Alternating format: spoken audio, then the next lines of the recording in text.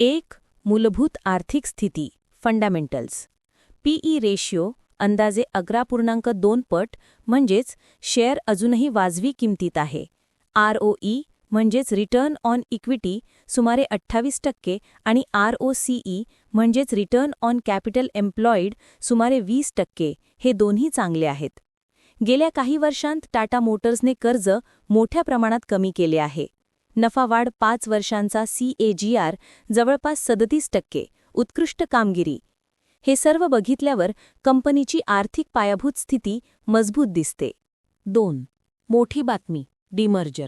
टाटा मोटर्सने आपला commercial vehicle म्हणजे truck bus व्यवसाय वेगळा करण्याचा निर्णय घेतला आहे. हा डिमर्जर 1 ऑक्टोबर 2025 पासून लागू होणार आहे. प्रत्येक गुंतवणूकदाराला जुना एक शेअर बरोबर नव्या कंपनीचा एक शेअर मिळेल.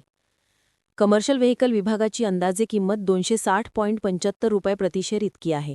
फायदा: दोन्ही व्यवसाय स्वतंत्रपणे मूल्यांकन होतील, त्यामुळे शेअर व्हॅल्यू अनलॉक होऊ शकते. काही काळ किमतीत चढउतार अपेक्षित आहे. धोके: JLRवर मोठा अवलंबन. JLRचा विक्री बाजार युरोप, चीन, USमध्ये आहे.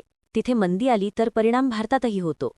USमध्ये नवीन 25% आयात शुल्कामुळे JLRने निर्यात थांबवली होती, त्यामुळे शेअर घसरला. मार्केट भावना सेंटिमेंट रिस्क. टाटा ग्रुपच्या शेअर्समध्ये अलीकडे बोर्डरूम वादामुळे मोठा गोंधळ झाला आहे.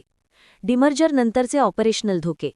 दोन्ही कंपन्यांना स्वतंत्र व्यवस्थापन आणि भांडवल हाताळावे लागेल. कच्चा माल व चलन दर. स्टील, पेट्रोल, सेमीकंडक्टर यांच्या किमती वाढल्यास मार्जिन कमी होऊ शकतात.